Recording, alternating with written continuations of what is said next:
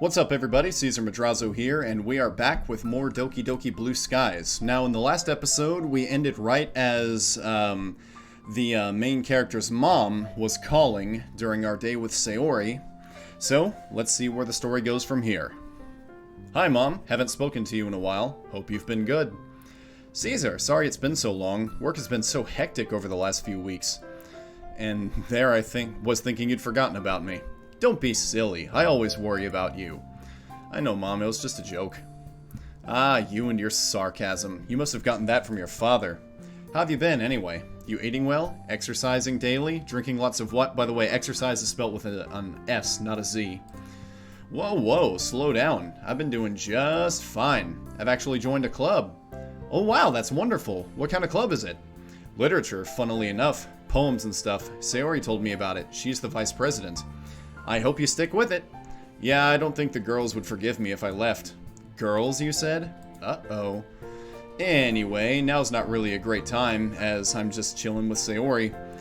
By the way, what boy's mother would be, upset that their son has joined, a club that just happens to have a lot of girls in it? I mean, I think, you know, if I was the main character's age, assuming, probably 18, like all the girls are, but, you know, if I was still in high school and I joined an extracurricular activity and that activity or that club or whatever just happened to have a lot of girls in it, I think my mom would be like, oh, well, go get him, Tiger.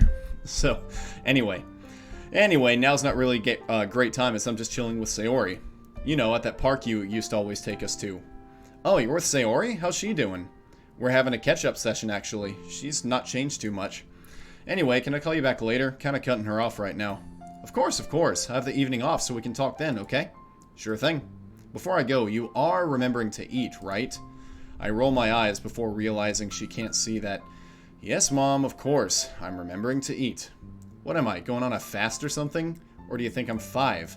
I can see Sayori giggling out of the corner of my eye. If I were you, I'd be more concerned about Sayori. Lazy girl can't even get out of bed. I grin as I see her laugh turn into a childish frown. Oh, stop teasing her, Caesar. You're so mean to her sometimes. Jeez, you sound like her. Anyway, gotta go. Talk to you later, okay? Love you. Love you too. Bye. I tucked my phone away and turned back to Sayori. Sorry about that. Had no idea she'd call. It's okay.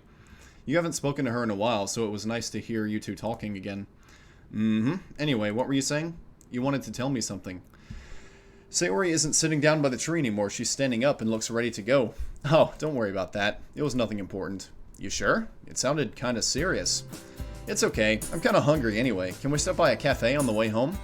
You literally just had a popsicle. Well, a popsicle's not gonna fill you up very much.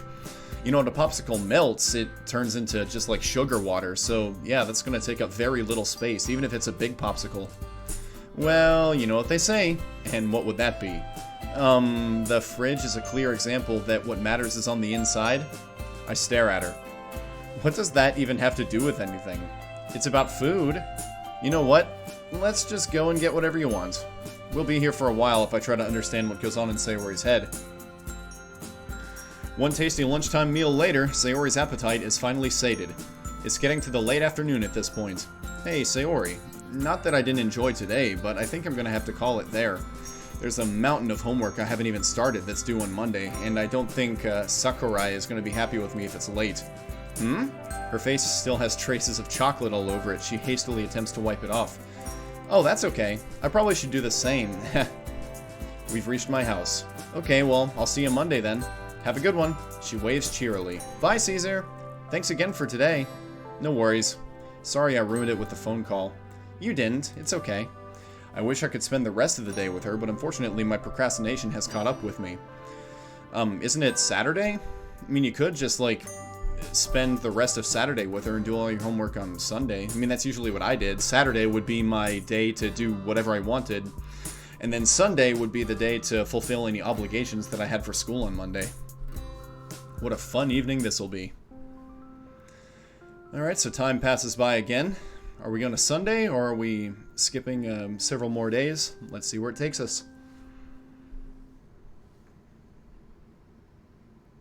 Act 2. Past, Present, and Future. Okay. Looks like a little childhood drawing of MC and Sayori.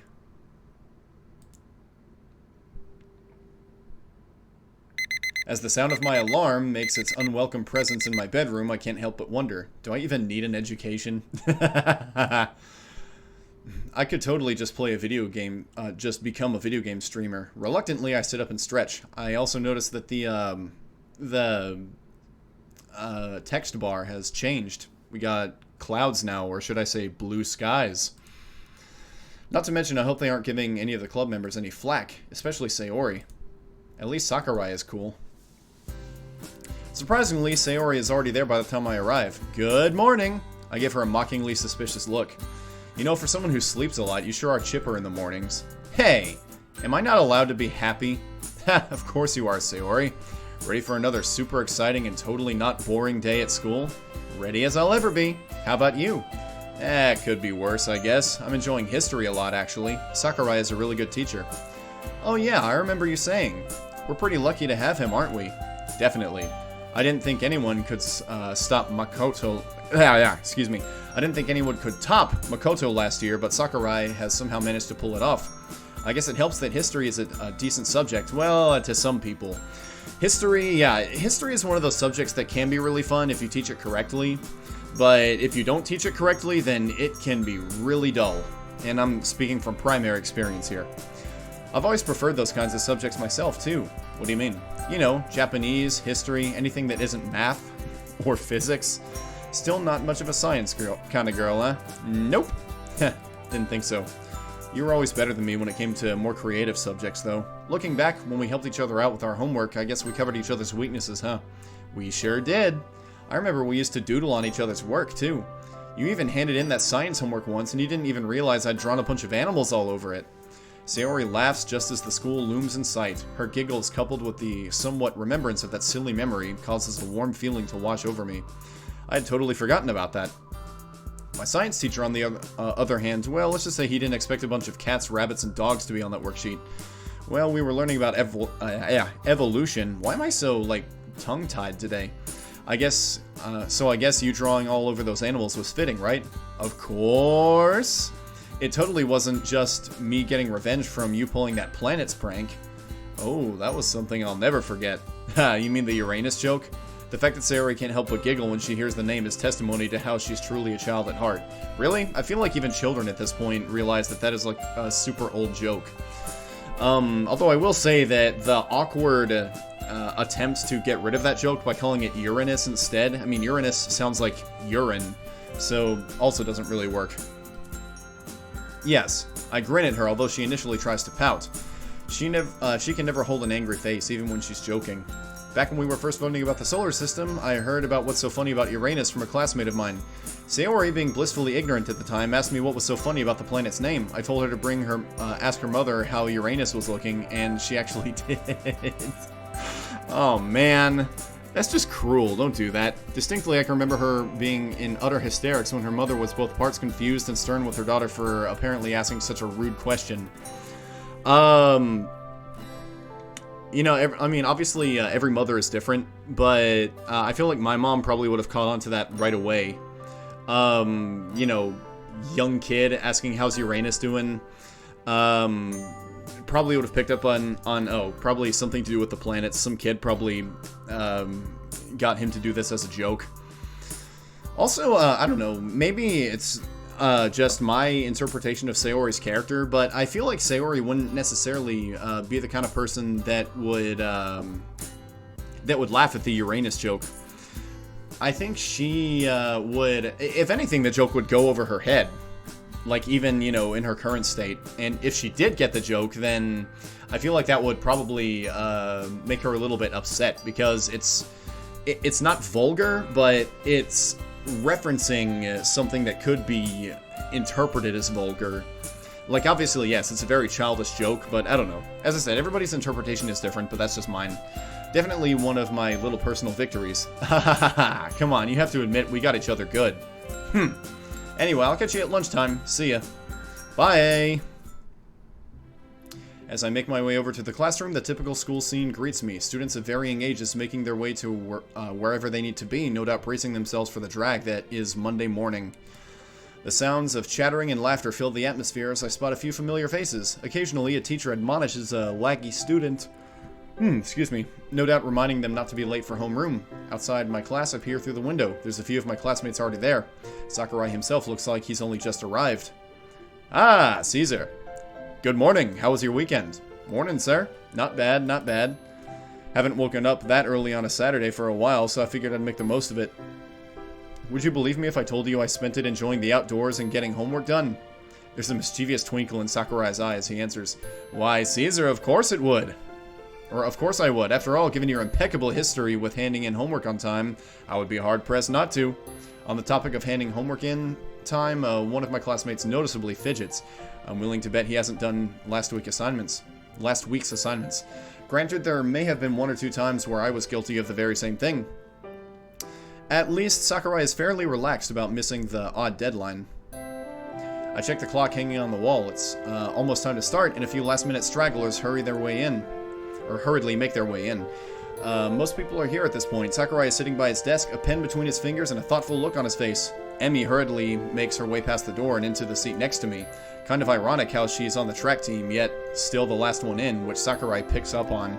Ah, Emmy! He leans back in his chair as Emmy looks up at him with as innocent a face as she can muster. Yes, sir? How is it that a member of the school's track team is the slowest one to arrive? Maybe because you're not supposed to run in the hallways? Light chuckles fill the room. Sakurai's banter with his students is always amusing to witness. Well, I'm not technically late, am I? She does have a point, sir. See? Even the class rep is on my side. Come on, Shiori. What happened to respecting authority? I'm not the one who makes the rules, sir. As if on cue, the bell rings a moment after Emmy slips into her seat. Cutting it pretty close. Now that everyone's here, let's get started. Now, believe me when I say the First World War is one of the most interesting things you'll ever study in school, although your science teachers may beg to differ. I wouldn't think that at all. I mean, I think that the science teachers, if anything, they would have a lot to say about the scientific developments that were going on during the time of the First World War. I mean, I'd say probably the Second World War beats the First World War in times of, scientific developments for things like weapons. But the ideas of things like chemical warfare and things like that, they were first being developed in the First World War. So no, you could get into some scientific stuff during World War I. So, a conflict involving nations from all across the world, continent to continent, with soldiers as well as civilians involved in the fighting, it truly changed the geopolitical climate for many of the combatants involved. As he talks, his trademark enthusiasm shines through. It's almost like he was born to be a teacher. Now, can anyone tell me the year it started? Bonus points if you can explain how it began. Okay, so the assassination of Archduke Ferdinand was like the tiny domino. You know that meme where there's like a small domino and the dominoes get bigger and bigger until there's like this big tower domino at the top? The tiny domino that kicked off the chain of events that led to World War I was Archduke Ferdinand being assassinated. The year? 1914, I think it was. And before anyone asks, no bonus points does not mean exemption from homework for a week. I can't help but smile to myself after hearing the mixture of groans and laughs from the class. Maybe Monday morning won't be so boring after all. The rest of the lesson passes by fairly quickly, and before I know it, it's lunchtime. You're looking a bit livelier. So they didn't even give away the answer? I mean, if anybody actually did want to know, I don't know. Not that important, but you kind of left that question on a cliffhanger. Sakurai has that effect on us. We're also learning about the First World War, which is pretty interesting. You're right, it is. Okay, so now Sayori's interested in history. Although it's so sad thinking about all the soldiers who died. Yeah. Up to that point, World War I was the absolute most devastating war that humanity had ever seen. But that was partially due to all of the developments in weaponry that had happened at the time, which the science teachers, if they're interested in scientific breakthroughs, should at least be a little bit interested in. In such horrible ways, too. Okay, she's crying about World War I, which we started talking about 2 sentences ago. For sure, they were hoping it would be a war to end all wars. Yet 20 years later, they were at it again. Well, you have Hitler to thank for that. Anyway, how was your morning? What subject did you have? Physics. In the morning. Caesar, that's so unfair. Hey, My junior year of high school, I had advanced algebra and trigonometry as my first period class. And senior year, I had pre-calculus as my first period class. So, I don't know. I think I would have preferred physics. We should have a subject I enjoy on a Monday morning. Sleeping isn't a subject, though. Hey, I like Japanese, too, you know. Japanese, history, even stuff like English. The subjects where I can express myself a bit more. You know, given how you're in a literature club, it all makes sense now. As in, why you prefer subjects like Japanese. More creative subjects where you can write stories, poems, that sort of thing. Yeah. Oh, by the way, little thing I noticed here, and this is an incredibly nitpicky thing to point out, but okay. It seems like the mod is trying to imply that this is taking place in Japan. Well, in Japan, because of the way that the Japanese language is structured, rhyming isn't really a thing that they do in Japanese poetry. So we've seen many poems, I think mostly from Natsuki, where the poems rhyme.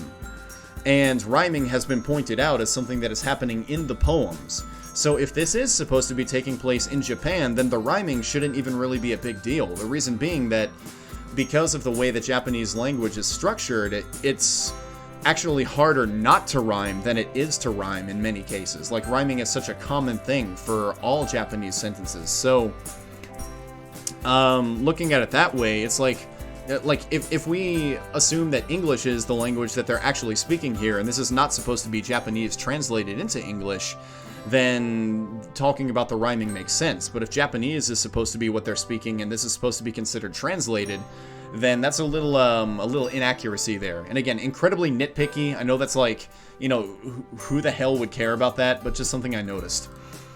Plus, I don't think I'll ever need to work out the area of a triangle in real life. That's also true. There is a lot of stuff they teach you in math that the majority of you are never going to use in real life. Take it as somebody who has lived for 10 years outside of high school, and yeah, it's almost never had to be used. Well, I really hope not. Whereas the stuff that we learned about in Japanese helps with writing poems. Although I don't think the teacher was happy when she found me trying to write a poem in her class. But it's not my fault, right? She looks at me with puppy dog eyes, and in that moment it hits me just how adorable Sayori can be. With those big blue eyes, it's impossible to say no to her, and... Wait a minute, where's this coming from? Huh? Yeah, no, definitely not your fault. Anyway, what's that you've got? I motion to the food in front of her. It's fairly obvious what she's eating, but I need a quick change of subject. A quick change of topic to cover whatever it was that just came over me. Ah? You mean this? It's a cinnamon bun. We're really delicious. Sayori, I couldn't get a word of that, but I'm guessing you were enjoying it. She loudly gulps down the sugary delight. Sorry. Yeah, it's so yummy. Do you want to try some? Can't hurt. She tears off a piece and reaches forward. I'm struck by how soft and warm her hands are. It's only a brief moment of contact, but it's enough to ignite that weird warm feeling within. Snap out of it. I pop it in my mouth and savor the sweet taste filling my taste buds. Remind me to get some of my own. I'm planning on tactically snacking on these during class this afternoon. That's one way of getting me through a boring school day. Well, if it works, it works. Just like that, the alarm rings, signifying the end of the lunch break. Back to it, I guess. Waving goodbye to Sayori, we make our respective ways to our classrooms. More transition of time. Nighttime?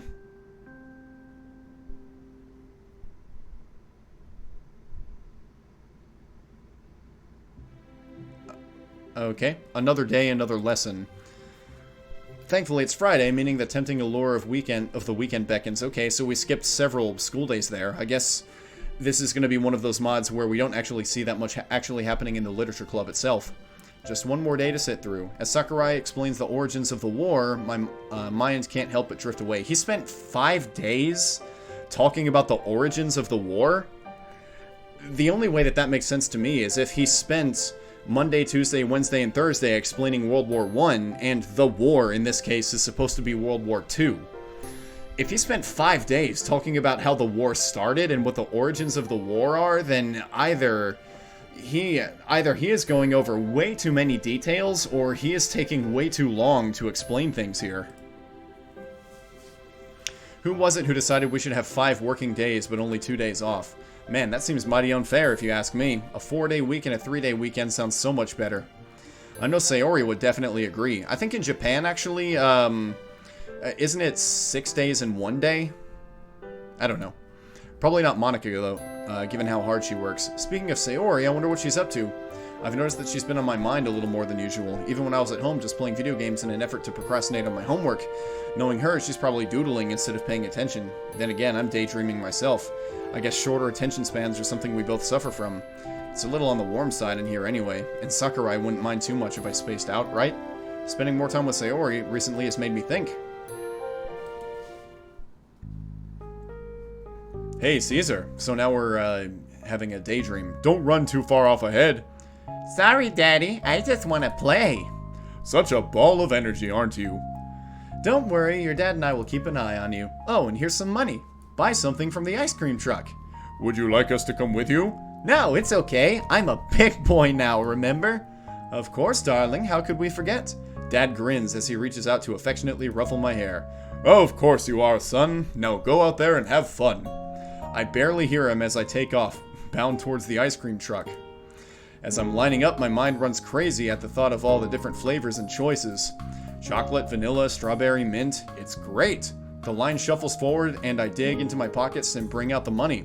They've given me more than I need for the ice cream. Awesome! That means I can get more than one. I quickly look around me, trying to spot my parents. They're sitting on a bench, chatting away. They won't notice. Ah, yeah. This is the best day ever. Huh? Who's this? Standing... young Sayori. This is a really nice job, whoever did this. Like, yeah, that really does look like a young Sayori. Standing to the left of me is a young girl. She's looking sadly at the ice cream truck in front of me. Why's she looking so sad, though? All the other kids are happy. She should be happy. There's ice cream right here. Hey! The girl jumps a little. Sorry. I, didn't mean to scare you. She turns to look at me, giving me a wide smile. Huh? Wasn't she sad just a second ago? It's okay. I'm Sayori. Hi, Sayori. I'm Caesar. I, saw you looking sad. Do you want some ice cream?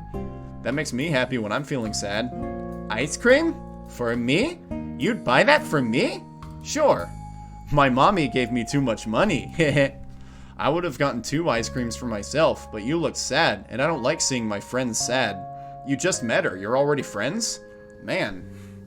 MC is, really charismatic, I guess. Sayori looks at the floor. She looks kind of shy. Are you sure? Yeah. Now come on, which one do you want? Ooh, thank you. The Sinna, that one, with the long name. The Simanon? Yeah. Okay. I hand it over to her, taking mine from the ice cream man. Thanks again. That's okay. Do you want to be friends? Her eyes light up and she shows me a bright smile. Okay. Do you want to go by the swings? I'll race you there. Hey, no fair. You didn't say when to start. Thanks for being my friend, Caesar. I'm new here and I don't have any other friends. No problem. You're really cool and it's nice to make a new friend. Ah, there you are. Hi, Mommy. Ah, I see you've made a new friend. Who might this be, Sayori? That's Caesar. He got me this Cinnamon popsicle. Ah, did he now? She was looking really sad. I thought it would cheer her up. That's very nice of you, Caesar. Sayori, do you mind explaining to Caesar why you didn't have the money for the popsicle in the first place? What? Do I have to? Come on. Okay. I was being a bit naughty earlier. Mommy told me not to eat all the candy before dinner yesterday, but I just couldn't help it. So she said I wasn't allowed to get a popsicle today. Indeed, so she was being punished for it. Oh no, is she angry at me? I'm sorry. I didn't know that she was in trouble. Although I'm glad you made a new friend, Sayori. Huh? She laughs softly. Man, Sayori really looks like her. Don't you worry, Caesar, you were very kind. And it already looks like you two are great friends already. It's okay. Whew! And we are back here. So guys, we're nearly 25 minutes in. So I think we're gonna stop here and pick up tomorrow with getting scolded by Sakurai here. So we'll go ahead and save. So this mod seems to have a similar problem to what I've seen a lot of mods of the same caliber have, in that they're jumping forward a lot, like they're skipping several days at a time, and they also seem to not be wanting to spend actually any real time in the literature club, which is what the original game was about.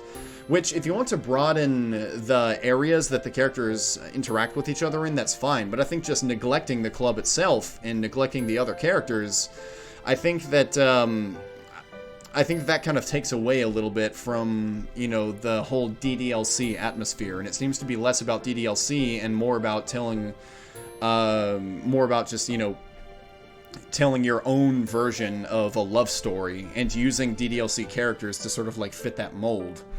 But, you know, maybe I'm wrong. You know, we're still pretty early in the game from what people have told me, so I could be wrong about that. But just, you know, initially from what I've seen, that seems to be the case. Anyway, that's going to do it for this episode, guys. The next meta-series episode will be coming this weekend. Also, remember, I'll be doing another live stream, another Red Dead live stream this weekend, so stay tuned for that if you're interested in seeing it. Also, make sure that you stay tuned afterwards for the highlights that I'll be putting on my secondary channel in American and Busan. And just stay tuned in general for more things to come. Thank you all for your viewership, and thank you to all the new subscribers I've been getting in the past couple of weeks. It's great to have you all here. And until next time, I'm Caesar Madrazo, and I am out.